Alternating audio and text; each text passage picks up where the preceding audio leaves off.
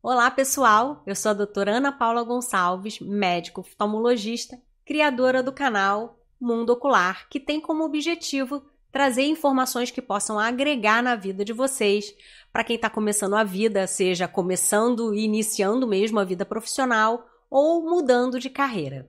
E hoje eu trouxe aqui uma convidada muito especial, a Aline Gomes. Ela já esteve aqui com a gente num podcast, o nosso papo foi muito bom e a gente resolveu fazer um novo podcast. A Aline é psicóloga especializada em neuropsicologia e vai falar aqui hoje pra gente um pouquinho sobre burnout. Fala pra gente, Aline. Olha, é um prazer estar aqui de volta, prazer estar com você novamente. Burnout.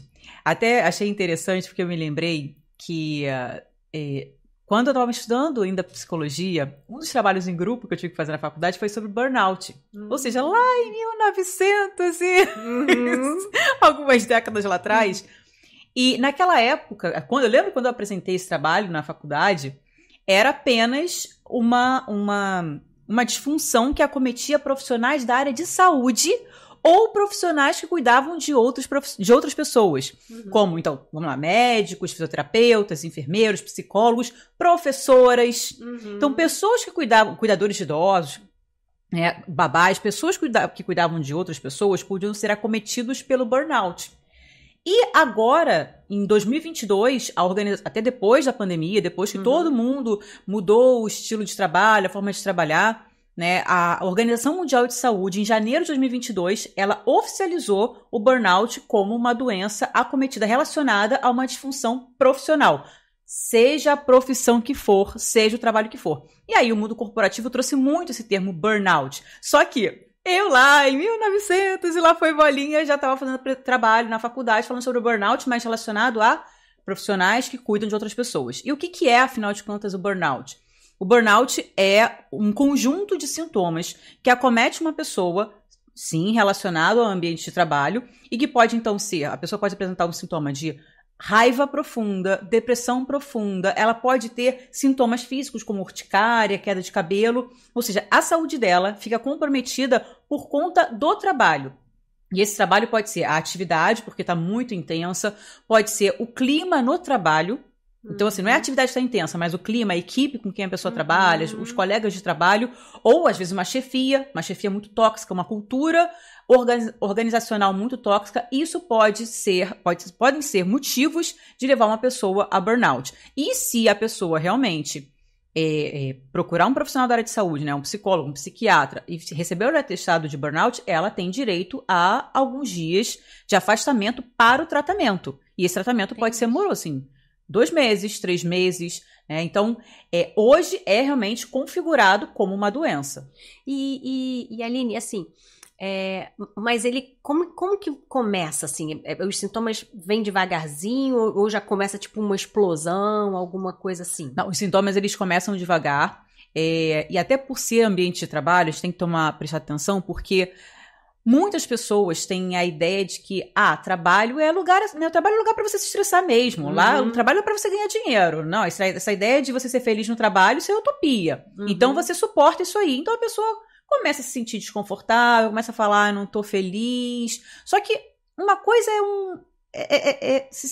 não se sentir agradável com aquele trabalho. De novo, seja o que for, seja o ambiente, seja porque a empresa é ótima, mas os colegas não são tanto, enfim. Então a pessoa começa até não acreditando muito que tem alguma coisa ali acontecendo. Só que quando a pessoa começa a perder a esperança de uma mudança, a falta de esperança, Ana. Entendi. A falta de... quando a pessoa começa a não ver saída. E com essas crenças de que, mas você tem que ficar no seu trabalho, você tá ganhando tão bem, né? Ou você tem que jogar as mãos pro céu porque você tá com um trabalho desse. Aí a pessoa vai suportando, só que começa a ficar crônico. Então aquilo que começou pouquinho, pequenininho, gerenciável, a pessoa, eu tenho que, é assim mesmo, né? Eu tenho que suportar, né? Eu tenho que dar conta, né? E aí quando ela vê, ela já tá com todos os sintomas, todos, né? Os sintomas que tem a ver com ela, né? Já tomando. E aí, para sair, vai precisar de um tratamento para poder voltar para o seu estado basal, o seu estado de saúde. Eu vejo assim que muita gente acorda e já nem quer ir trabalhar, né? Não tem a motivação do trabalho. né? E assim, muitos até vão porque precisam daquele dinheiro para trabalhar, mas se não precisassem, até nem iriam, né? Eu acho que a gente fica aí esperando, vai passar, né? Essa falta de esperança que você falou, né? Não, vai melhorar, a qualquer momento vai melhorar. Ou aquela pessoa que não te agrada por algum motivo, não, ela vai sair, né? Eu gosto tanto daqui, né? Vou aguentar mais um pouquinho, né? Eu falei agora há pouco dos sintomas, mas esses são sinais. Sinais, você falou muito, isso já escutei, né? Até em atendimentos clínicos que eu faço, assim, isso, Aline, só de abrir os olhos, eu falo assim. E assim, só que todos os dias, não é assim, não, é só hoje, porque hoje eu vou ter que fazer uma visita em tal bairro. Não, todos os dias, já escutei muito também, Ana. Aline, eu vou até, quem vai de carro, né? Eu vou até, quando chega no estacionamento, eu não consigo sair do carro. Opa! Mais um sinal aqui. Esse é um sinal também. Ou um sinal de, nossa, quando chega domingo, eu já vou reparando que eu fico muito irritado no domingo, porque já sabe que segunda-feira, se for naquele modelo de que segunda-feira eu vou trabalhar e domingo eu tô de folga. Da domingo, eu começo a perceber que eu fico muito irritado com a minha família. Só que a pessoa não liga. Às vezes ela demora a ligar até que... Porque ela cresceu ouvindo que trabalho é um lugar que você tem que ganhar dinheiro, é um lugar... mas sustenta a sua família, então entuba. E aí, domingo ela começa a ficar agressiva com a família, que não tem nada a ver com a história. Depois, então, quando a gente vai juntando todas essas peças, a gente fala assim, ops, isso aí é sinal de burnout. E a raiva, falando aqui dos sintomas, né? Falei agora dessa raiva que às vezes sente com a família. A raiva, ela muitas vezes é um sinal de depressão. O burnout, ele pode aparecer como depressão ou como ansiedade, ou os dois juntos. E a raiva é um sinal de depressão. Só que quando a depressão não é só aquele estado que a gente fica deitado na cama chorando ou sem forças. Não, até porque se eu tenho uma família para sustentar, eu tenho que levantar dessa cama. Eu levanto como? Com raiva. Então, a raiva é um sintoma da depressão e que essa depressão pode ser um sintoma do burnout. O burnout é um grande guarda-chuva que vai apresentar quais sintomas? A agressividade, a ficar dentro do carro porque não consegue sair, ou a agressividade com a família no domingo. Tudo isso aqui já podem ser sintomas de burnout. E você acha que no trabalho compromete o seu rendimento no trabalho, o burnout? Significativamente. Sim, assim, você acha que a pessoa fica mais, ela procrastina mais, né? Fica mais pouco colaborativa, menos proativa, menos proativa, menos produtiva, mais impaciente com os colegas, com quem ela lida, às vezes até pacientes, né, clientes. Ela fica mais impaciente, ela fica mais intransigente, ela faz as coisas mais ou menos. Achei interessante, você falou agora assim, às vezes a pessoa, ela... até continuando aquele trabalho com aquela esperança de que alguma coisa pode acontecer, às vezes é que aquele colega que é tóxico vai sair, e às vezes ela tá achando que vai receber uma promoção. Fala assim, eu vou ficar aqui, porque quando eu for promovido, aí... E quando essa promoção não vem? Tudo aquilo que ela foi segurando, Ana, que ela foi... O burnout já estava ali, mas ela foi sustentando. Quando vem a informação de que a promoção não vem ou a mudança não vai vir, parece que ela retrocede. Ela volta a 10... Aí vem muito mais forte. Porque ela estava depositando toda a esperança, a pouca que ainda restava, né? Mas toda a esperança numa mudança. A mudança não vem, volta 10 casinhas. Mas assim, o que eu queria entender, mais ou menos, por exemplo, o burnout, ele já é uma coisa que já está intrínseco dentro da gente, né? Que está aqui e que vai aflorar. Existem pessoas com perfis mais suscetíveis... Ou não, quem fica realmente numa situação de estresse, por exemplo, quem trabalha muito durante muitas horas, tira poucas férias, às vezes nem tem alguém tóxico no teu ambiente de trabalho, às vezes é o teu ritmo de trabalho, a quantidade de atividades que você acumula que te deixam dessa forma? Ótima pergunta, Ana, ótima. Então, vamos lá. Tem pessoas, sim, que são mais propícias a isso. Elas têm uma tendência a serem mais facilmente afetadas pelo ambiente. Então, essas pessoas precisam tomar mais cuidado. Por exemplo, pessoas que já têm no seu histórico uma depressão, pessoas que já têm no seu histórico quadros de ansiedade, né? Tiveram ali uma síndrome do pânico, tiveram ataques de ansiedade mesmo. Então, essas pessoas precisam prestar atenção, porque elas já têm uma predisposição. Mas o burnout pode sim acometer também, vamos para o segundo grupo, Pessoas que não têm no seu histórico depressão nem ansiedade, mas a forma como ela se relaciona com o trabalho, uma forma intensa, centralizadora. E tem muita gente que é centralizadora. Então, e aí você vê assim, tudo bem, mudou, recebeu a promoção, conseguiu sair. Aí a pessoa vai para outro cargo, para outra empresa, e quando você vai ver, você fala assim, peraí, mas você tá imprimindo o mesmo ritmo. Você está fazendo de novo. E assim, não é o ambiente, é você. Você está fazendo de novo o que você estava fazendo naquela outra empresa, naquele outro lugar que te adoeceu. Peraí, então é a sua forma de se relacionar com o trabalho. Então esse é o segundo grupo. E tem o terceiro grupo que, assim, pessoas que estão lá não têm um histórico, não têm uma predisposição, também tem uma tendência a ter uma relação equilibrada com o trabalho, mas aí sim, o ambiente, um colega, o bairro, às vezes, se for um bairro muito perigoso, estamos falando aqui do Rio, né? Um bairro muito perigoso e cada vez que ela vai para lá, ela entra num estado de tensão muito forte. Aí a gente pode estar falando, sim, do ambiente de trabalho adoecendo essa pessoa. Sim, muito interessante isso, né? Porque realmente, principalmente pessoas que saem do ambiente onde moram, que às vezes é uma comunidade, socialmente falando, é diferente do lugar que ela trabalha. Então parece que ela vive duas vidas, né? Eu acho que isso deve gerar um pouco de desconforto, de conflito, né? De como... ou até raiva às vezes, né? Porque aqui as pessoas têm e reclamam e eu moro aqui, não tenho e tenho que aguentar tudo isso, né? Então eu acho que isso também deve trazer uma certa confusão na cabeça de quem tem esse... Assim, não sei se você consegue entender o que eu estou explicando nessa dualidade, né? Sim. Porque tem gente que pensa assim, poxa, mas eu tô aqui, eu pego 2 horas de ônibus, eu faço um sacrifício danado, né? Minha comunidade tem tiroteio, eu chego às vezes está tendo tiroteio, eu não consigo entrar, e venho trabalhar num lugar onde quem frequenta esse lugar tem tudo, vem de motorista, no ar-condicionado, e vive reclamando. Eu acho que isso também é um pouco tóxico, né? Tem, isso é tóxico, sim. E essas pessoas, claro, se eu tiver, a gente está falando para um grande público, sim, né? E acho que dificilmente alguém vai falar assim, essa pessoa sou eu, porque a nossa primeira tendência é negação. Uhum. Mas se você conhece um colega, se você tem um amigo que é assim, encaminha o vídeo, encaminha o vídeo para assistir. Olha, esse podcast é muito legal, quem sabe, né? Assim, preste atenção também, levanta aqui abre um alerta, porque isso vai acontecer não só nesse ambiente, isso está acompanhando essa pessoa. E, claro, todos nós merecemos ascensão na vida, ascensão social, ascensão profissional, todos nós merecemos. Mas se está vindo com essa carga do porquê o outro, olha o que o sacrifício... Olha, você vai continuar ascendendo socialmente e isso não vai desprender de você. Só vai desprender quando você se der conta, por exemplo, o primeiro estado é a negação. Não, eu não faço isso, eu não tenho isso não acontece comigo. Então, a primeira coisa é tomar consciência. Tomou consciência, falou assim, por que eu tenho essa carga? Porque você vai chegar até a Lua e você vai continuar achando, mas por que eu não posso chegar até Plutão? Né? Plutão Você vai continuar com uma insatisfação que é inerente sua. Então, você precisa trabalhar essa insatisfação.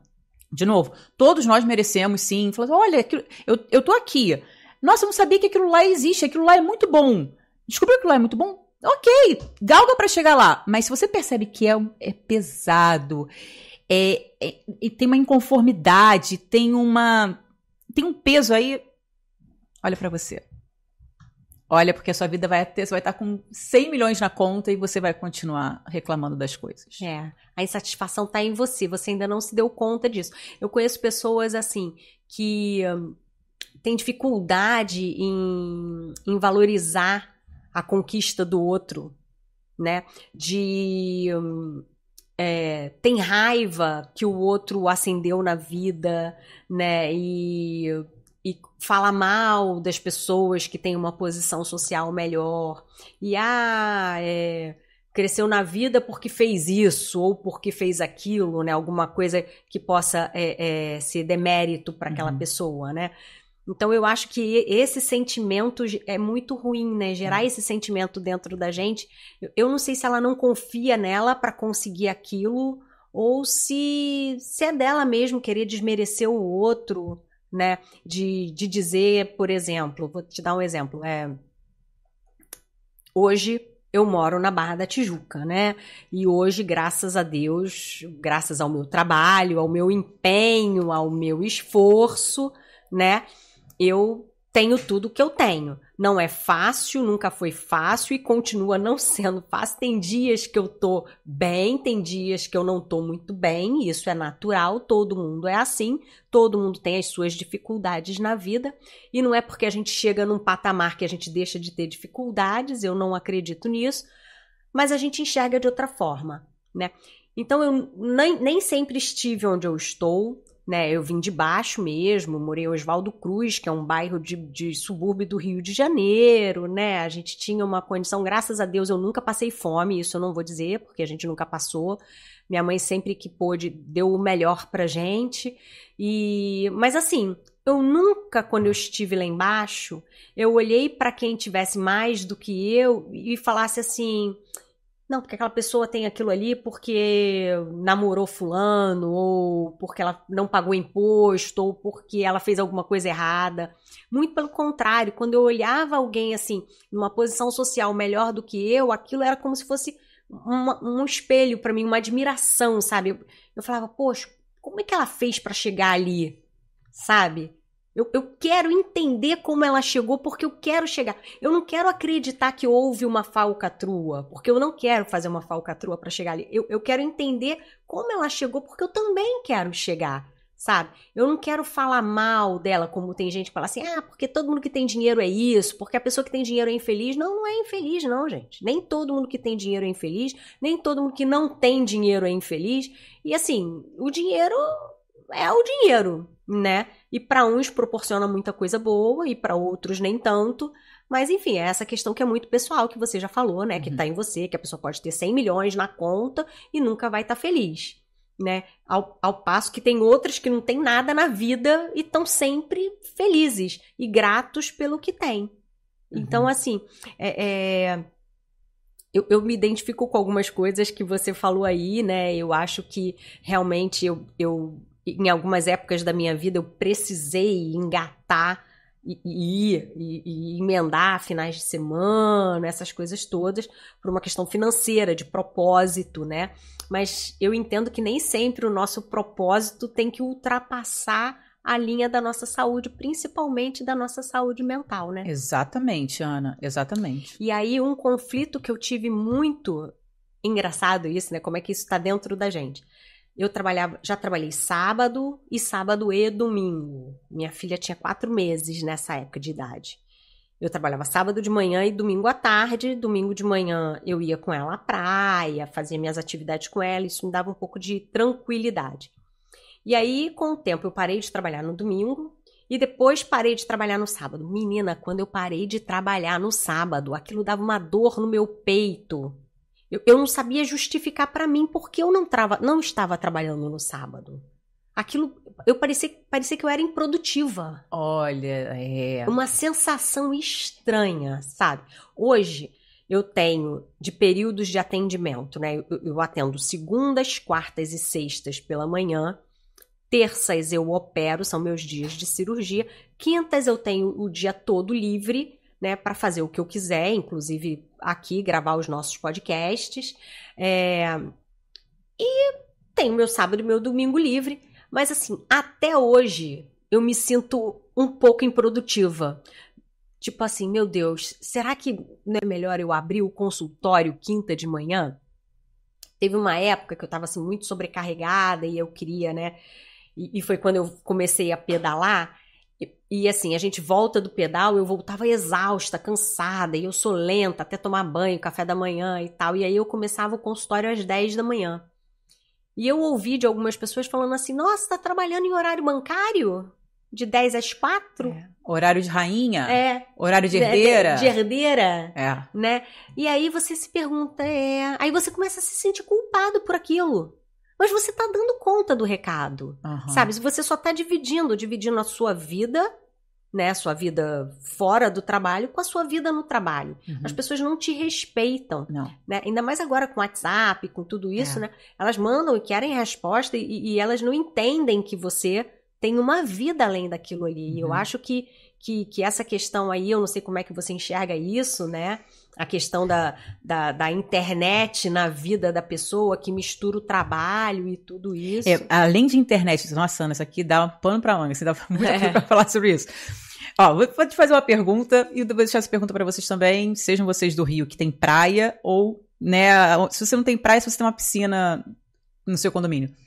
Você fica incomodada quando você passa na praia numa terça-feira e tem gente na praia assim, tipo, 11 horas da manhã? Sim, eu passo e falo assim, gente, por que esse pessoal não trabalha, não? Ainda brinco, deve ser do mercado financeiro.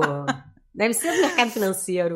Porque, olha, a gente tem essa ideia de que o trabalho, ele acontece de segunda a sexta ou segunda a sábado, né, naquele horário comercial, e que essas pessoas, assim, porque se você estivesse lá, talvez você estivesse com culpa, ou você nem fosse, mesmo com tempo livre, não, ir à praia às 11 horas da manhã, não, eu tenho mais o que fazer, mesmo que seja mais o que fazer, arrumar geladeira.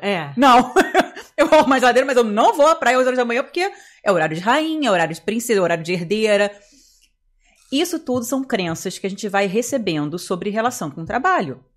E isso são coisas que vão também pesando pra gente quando a gente tira um momento de ócio. Quando a gente tira um momento... Ainda mais quando a gente sabe que, peraí, mas eu posso estar 11 horas da manhã na praia, mas 11, meia-noite eu tava no plantão. Sim. Ninguém sabe que eu tava meia-noite num horário que não é horário, né? Que as pessoas normalmente estão em casa, que as pessoas eu tava trabalhando, sim. Peraí, nossa, realmente será que é horário de rainha? Então, mas tem uma convenção social, né? Uma crença limitante, assim, coletiva de que, nossa, se a pessoa está num ócio ou se divertindo prazer, se a pessoa está tendo prazer num horário que é horário para trabalhar, é errado. Gente, vamos deixar isso de lado. Especialmente se você tem consciência que você está trabalhando, se você realmente tem consciência que você está produzindo, vamos começar a deixar isso de lado, porque isso faz com que a gente sinta culpa quando não tem que sentir. Sim. Vai fazer com que, quando a gente tem um momento de ócio, e no esporte a gente aprende isso, né? Você tem dias de atividade física, mas tem que ter dia de descanso. O corpo precisa de descanso, a mente também. Muitas ideias brilhantes de grandes pensadores surgiram no ócio, no banho, na hora que estava dirigindo ali da casa para o laboratório, de casa para o trabalho. A ideia veio, porque isso tem a ver com as nossas sinapses, né? Você vai colocando todas as ideias ali na cabeça. Aí naquele momento você para, aí como os neurônios falam assim, galera, agora é hora da gente trabalhar, vamos nos juntar aqui, já deu todo o conteúdo pra gente, a gente se junta, aí vem a ideia, sim, aí vem a ideia da lâmpada, vem a ideia do telefone, vem a ideia do ar-condicionado. Mas no momento de ócio, então a gente precisa sim do ócio. É o ócio criativo. E a gente precisa ressignificar essa nossa forma de enxergar o trabalho, ainda mais nos dias de hoje, que a gente não está mais na era da Revolução Industrial, porque isso vem muito da Revolução Industrial, essa forma de CLT, horário de trabalho, dias de trabalho, isso é muito CLT. A gente já está num outro milênio, a gente está numa outra geração, onde eu posso sim trabalhar ontem à noite, 9h30 da noite, eu estava trabalhando. Né? E hoje de manhã eu falei assim, não, eu vou trabalhar. Ontem, 9h30 da noite eu estava trabalhando, né? Fiz essa mudança. Então, estamos numa era mais flexível, mas sabendo que eu estou trabalhando, eu estou me dedicando ao meu desenvolvimento profissional e mental ainda, né? Eu continuo estudando. Sim. Eu estou pagando as minhas contas. Se eu estou pagando as minhas contas e estou me desenvolvendo profissionalmente, eu posso trabalhar 2 horas da manhã, se funcionar para mim, e ter 2 horas da tarde eu ficar de bobeira. Não, eu acho isso muito interessante, sim. Eu vim trabalhando isso, né, desde essa época, de antes um pouquinho do pedal, né, eu tirava a quarta-feira de manhã eu ia a pé até a academia, malhava, trocava de roupa na academia, vinha pela praia de biquíni, tomava um solzinho e ia para casa. Era toda quarta-feira. Gente, isso era renovador para mim. Aí veio a pandemia e fez essa bagunça toda na vida da gente, né? Tirou toda a minha rotina. E eu tava comentando que quarta-feira passada foi dia 1º de maio, né? Feriado. E eu viajei na quinta, né? Então, assim, a gente que é autônomo, a gente tem essa flexibilidade, né? Por exemplo, a passagem aérea estava muito cara no dia 1º, então eu viajei no dia 2. Por isso, eu trabalhei no dia 1º e não trabalhei no dia 2 e no dia 3, né? Então, a gente tem essa flexibilidade e não tem que se culpar por isso, né? Eu já fui na quarta-feira, fiz o que eu tinha que fazer, não deixei nada pendente, não ficou nada para trás. Eu fui viajar com a minha consciência tranquila de que eu não estava deixando de fazer nada para me divertir. Porque eu acho que também um pouco da culpa vem em função disso, né? Quando você começa com aquela cobrança de que, caramba, não fiz isso, pediram aquilo e eu não fiz, e você vai deixando as tarefas de lado, e quando você quer se divertir, você tá cheio de pendência e começa a ter um monte de culpa. Ou leva o computador pra viagem, né? E aí nem se diverte e nem trabalha. Né? A gente realmente tem que ficar atento a isso, Ana. Assim, eu te fiz essa pergunta do praia 11 horas da manhã, porque eu também eu tinha esse pensamento também, até me dar conta de que esse pensamento me consumia, me limitava, me castigava, Sim, né? Sim. E aí, quando eu fui me dando conta disso, e sim, processos terapêuticos, fui me dando conta disso, eu, por exemplo, comecei a perceber que minha mãe, até hoje, mas né, hoje eu falo com ela brincando, ela assim, quando ela às vezes senta um pouquinho no sofá na casa dela, ela fala assim, olha, eu tô sentando no sofá um pouquinho, mas já vou levantar pra... Mãe! Tá tudo tá se assim, justificando por né? parar um pouquinho. E minha mãe já tá numa idade que ela não tá mais trabalhando, ela fica em casa, então assim, ela tá falando dos afazeres, que ela tá querendo dizer. Eu parei um pouquinho os afazeres da casa, pra sentar um pouco, mas daqui a pouco eu vou voltar, tá? Quando assim, na verdade não tá dando justificativa pra mim, ela tá dando justificativa pra culpa dela, né, que tá ali chicoteando ela, e eu falei assim, não, mãe, quer uma revista? Relaxa um pouco, Relaxa. Né? Porque a gente tem, ó, mesmo dentro de casa, a gente, e isso eu fui me dando conta, eu falei, poxa, eu aprendi isso com a minha mãe, que minha mãe deve ter aprendido com a mãe dela, e vem lá de trás, e peraí, não, eu posso sim sentar, ler, mexer um pouquinho no celular, não precisa nem ficar, ó, eu tô no celular, mas eu tô trabalhando. Não, eu posso ficar no celular, lendo ali uma notícia, daqui a pouco eu vou trabalhar. Eu lembro, e eu até cheguei a comentar isso na minha terapia, que quando eu parei de trabalhar sábado, definitivamente, né, porque eu comecei assim, sábado de 15 em 15, sábado uma vez por mês. E aí, quando eu comecei sábado uma vez por mês, o sábado que era o dia que eu tinha que trabalhar, sempre na sexta-feira tinha um aniversário importante pra eu ir, alguma coisa. E eu falava, ai caramba, não vou poder ficar porque amanhã eu tenho que trabalhar de manhã cedo, não vou poder aproveitar. Aí eu falei, quer saber? Não vou mais trabalhar sábado. E pra falar pra minha mãe? Minha mãe tem um comércio. E a minha mãe não tem descanso, quer dizer, o comércio dela não tem descanso, né? Acorda cedo, que é uma padaria que abre de manhã muito cedo, e ela, como tem uma lanchonete junto, fica até o final, fica até tarde, e trabalha sábado, e trabalha domingo, e eu falava, caramba, minha mãe trabalha sábado e domingo, como é que eu vou dizer pra ela que eu não vou trabalhar sábado e domingo? Então a minha preocupação era no que eu ia falar pra minha mãe, então eu falava assim, a minha mãe, filha, não vai trabalhar, não tá trabalhando hoje não, tipo num sábado, né, me ligava, filha, e aí, tá tudo bem, tá tudo bem, mãe, não tá trabalhando hoje não? Aí eu falava, não, porque a agenda tava vazia. Aí sabe aquela coisa que você vai querendo achar uma desculpa pra justificar? Eu não tinha coragem de dizer, não, mãe, fechei a agenda porque eu não quero trabalhar sábado. Eu não sou preguiçosa, mas eu não quero trabalhar sábado. Entende? Então eu acho que isso... A minha filha, quando me vê em casa, às vezes, fala assim, ué, mãe, você não vai trabalhar hoje não? Tá de férias? Tá doente? Tá passando mal? Então, assim, porque já acostumou. Né? Desde pequenininha ela me vê saindo cedo, voltando tarde. Então, isso... E assim, ela não tá me perguntando, ela não tá me cobrando. Mas pra mim é uma cobrança, sabe? E eu imagino que as outras pessoas sintam isso também. Eu acho que isso também pode gerar um burnout na gente. Sim, né? ó, a gente tá falando aqui de atividade doméstica, né? Eu dei esse exemplo da minha mãe. A gente tá falando de atividade doméstica, então, mesmo dentro de casa, é uma cobrança de tenho que estar produzindo, não posso ficar de bobeira, não posso relaxar, não posso descansar, mas acho que aqui é um bom momento da gente até, você falou assim, eu não sou preguiçosa, mas até ouvindo já de clientes que são preguiçosos, né, e é muito interessante essa fala deles, a gente pode aprender com esses meus clientes, que eles dizem a seguinte fala, Aline, eu sou tão preguiçoso que eu encontro a forma mais prática de ganhar dinheiro e eu tenho meu tempo livre. Falou, assim, não estão sendo levianos, não estão deixando de trabalhar, mas a preguiça, nesse caso, é funcional, porque faz com que a pessoa assim, o que eu posso fazer para não ter que trabalhar tanto e ter meu dinheiro e pagar minhas contas? E se a gente pegar um pouquinho do equilíbrio de cada, né? Um pouquinho do equilíbrio dos workaholics, pega lá um pouquinho deles, pega um pouquinho dos preguiçosos, bate no liquidificador e acho que tem aí uma boa combinação de uma relação funcional com o trabalho, pra gente não adoecer, pra não afetar a nossa saúde mental. Eu acho que, eu já te falei, a ideia do mundo ocular, né, que é levar pro pessoal que tá começando a vida, né, principalmente quem tá começando mesmo, né, lá com seus 20 e pouquinhos, né, profissional, que eu acho que, na verdade, tudo é a forma como a gente começa a vida. A forma como a gente se organiza para aquilo, né? Porque qual é o objetivo do trabalho? A gente tem satisfação em trabalhar, mas o objetivo principal do trabalho é o dinheiro. Né?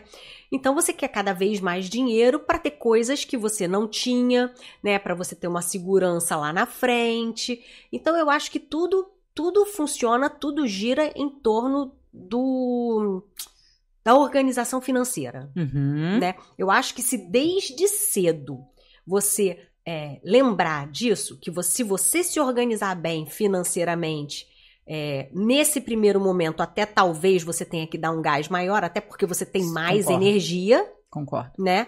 Para chegar numa outra etapa e você poder ter esse descanso sem culpa, sem se sentir preguiçoso, né? Sem se sentir improdutivo e continuar tendo tudo aquilo que você queria ter e continuar conquistando financeiramente, trabalhando menos.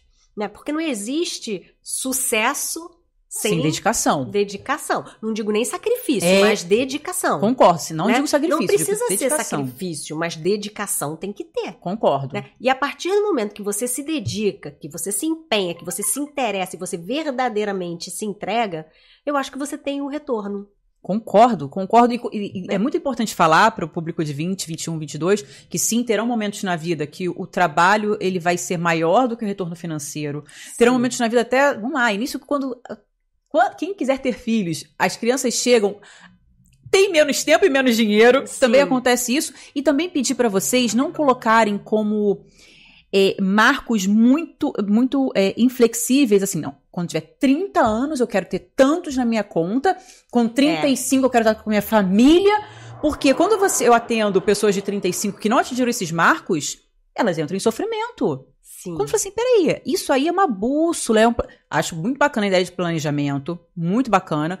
Mas é um planejamento, mas a gente não controla isso. E aí, quando as coisas não acontecem desse jeito, não, porque com 30 eu não tava com 1 milhão na conta, com 35 eu não tava com a minha família, cachorro, marido, 2 filhos. Quando isso não acontece, a pessoa dá uma pirada. Então, assim, sim, tenham o seu desenho, a sua fotografia da vida, do que vocês querem pra vida de vocês, mas façam de lápis. Pra poder apagar. Apagar e refazer, às vezes refazer até melhor. Mas façam de lápis, não faz de caneta, aquela caneta que você não tira nem com um nickel paper, não, tá? Porque senão entra em sofrimento. Sim, com certeza. Verdade. Enquanto você estava falando aí, eu estava pensando aqui em algumas coisas e eu já ouvi isso, de que, quando eu chegar aos 30 eu quero ter o meu primeiro milhão. E a gente escuta muito isso, né? A gente vê muito isso. As pessoas hoje vivem a vida do Instagram, né? Das pessoas do Instagram. As pessoas... Eu até brinquei com você, né, que quando aparece o vídeo vai aparecer aqui tudo bonitinho, mal sabe a bagunça que tá no entorno, né? É a mesma coisa no Instagram, na vida de todo mundo, né? O que as pessoas querem mostrar é o que é bom. O que é ruim, elas estão ali escondendo, né? Elas estão meio que maquiando. Mas todo mundo tem os momentos bons, os momentos ruins, os que são felizes e os que são tristes. É normal. Então a gente não pode querer se basear porque o fulano do Instagram é bem sucedido financeiramente e aos 30 anos tinha lá o primeiro milhão dele. Vai saber qual foi o percurso que ele fez para isso, o que ele tinha de apoio para isso, o quanto ele se sacrificou para isso, se é o que a gente também quer se sacrificar para isso. Né? Exatamente. Eu lembro, eu tenho ele já não é mais meu amigo, mas eu tinha um amigo, não é amigo assim, porque a gente perdeu um pouco o contato, ele mora na Austrália. E uma vez ele virou para mim e falou assim, lá na Austrália a gente trabalha de 8 às 5 ou de 9 às 5. Aí eu falei, poxa vida, né? Trabalha pouco? Ele falou, não, a gente trabalha muito, mas a gente trabalha. Durante o nosso trabalho, o foco é o trabalho.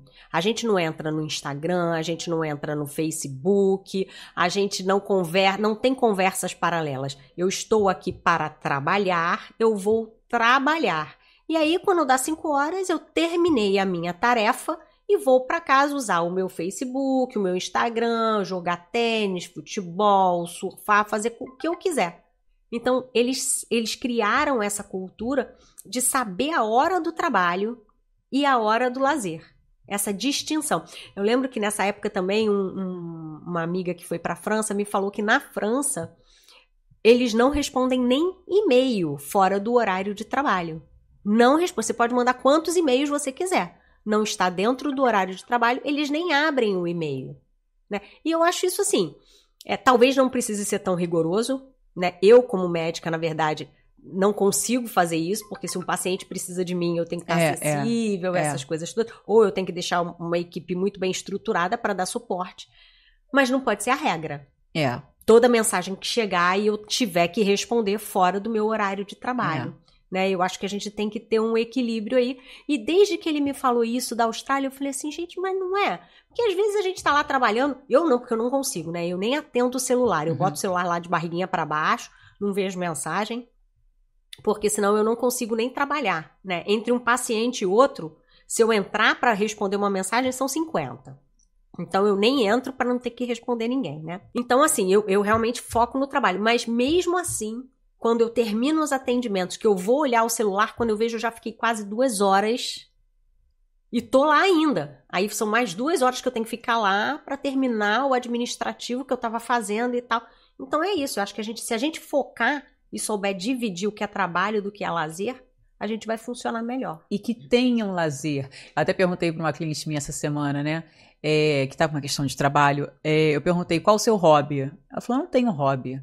Eu falei, então seu dever de casa é descobrir ou desenvolver um hobby. Porque o trabalho, quando você ama o trabalho, quando você sente que está no seu propósito, eu digo que o trabalho é a brincadeira do adulto. Você vai lá, você nem sente, assim, claro, tem dias, tem situações, né, que não são tão legais, mas de uma forma geral é gostoso.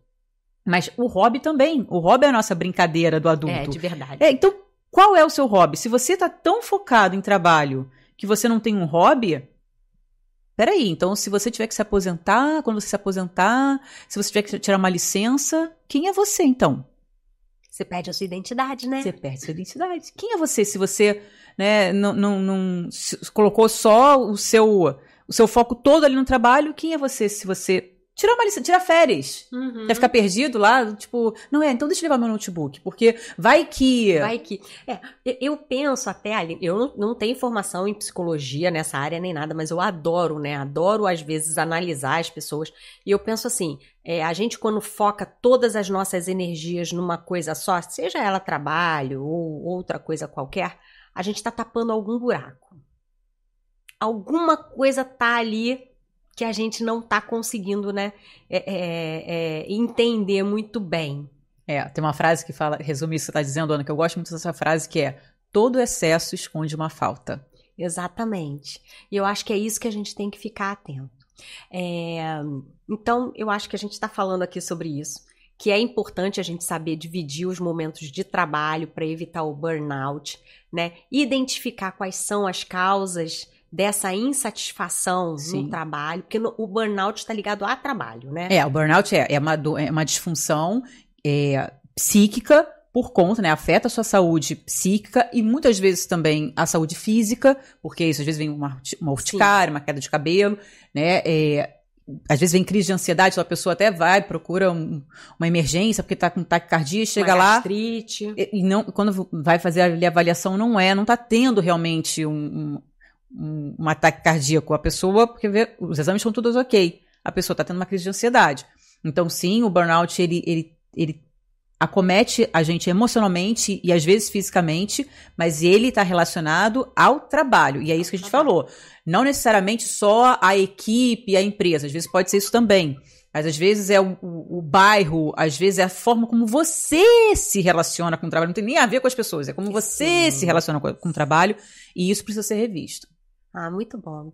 Gostei muito do assunto, Aline. Esse assunto, a gente poderia ficar aqui horas falando sobre isso, né? Quem sabe a gente marca aí mais uma terceira entrevista, né? Um terceiro podcast para falar sobre isso, porque a mente humana para mim é brilhante, né? A gente entender como a gente funciona e tudo isso. Eu acho que fica aqui o alerta pra gente, né? A gente saber se respeitar e respeitar quem tá trabalhando com a gente, porque a partir do momento que você não se respeita, você também não tá respeitando o outro. Se você tá tóxico no trabalho, você tá sendo tóxico para quem tá com você. Né? Então você acaba desestruturando todo aquele ambiente. Se você se identifica com algum desses sintomas aqui, desses sinais que a Aline falou, levanta aí a bandeirinha, como ela falou, se liga, acende a luzinha, começa a ver, procura um hobby. Se você não tem um hobby, procura um hobby, alguma coisa que nada tem a ver com o seu trabalho, uma coisa que te dê prazer, né? Porque dá prazer, libera endorfina, a gente se sente bem. Sair dessa roda, dessa coisa que pega a gente, que puxa, né? Identificar, cadê seus amigos, cadê sua família, né? O seu final de semana, ou se você trabalha no final de semana, cadê seu dia livre de descanso? Isso tudo é importante para a gente evitar o burnout. Exatamente. Né? E se não for com você, mas você perceber um amigo, um colega que esteja assim, né? Porque às vezes a pessoa não se identifica e realmente... Sim. Você fala assim, opa, peraí, fulano que trabalha comigo, tá ele assim. tá assim. Tá assim, tá muito irritado, muito raivoso, né? Ele não era assim, agora ele está. Então é importante, né? Bom, Aline, obrigada por mais essa vinda aqui, esse podcast, tá? Muito obrigada mesmo. Eu acho que a gente vai contribuir bastante para muitas pessoas. Espero que as pessoas compartilhem o nosso podcast aqui, que é de grande valor. E até a próxima, muito obrigada. Até a próxima, obrigada a todas, obrigada. Eu vou deixar aqui na descrição do vídeo o @ da Aline, o contato da Aline, quem quiser entrar em contato. Quem quiser botar aqui nos comentários algumas dúvidas, a gente passa para a Aline também, tá? Gostou do vídeo? Deixa o like. Se não está inscrito no canal, se inscreva no canal, ative as notificações para receber todas as novidades. Toda quinta-feira a gente coloca um vídeo novo no canal e durante a semana a gente vai botando alguns vídeos mais curtinhos, levar mais informações para vocês e fazer o nosso canal mais produtivo, mais atrativo. Então, até o próximo vídeo. Muito obrigada, um beijo!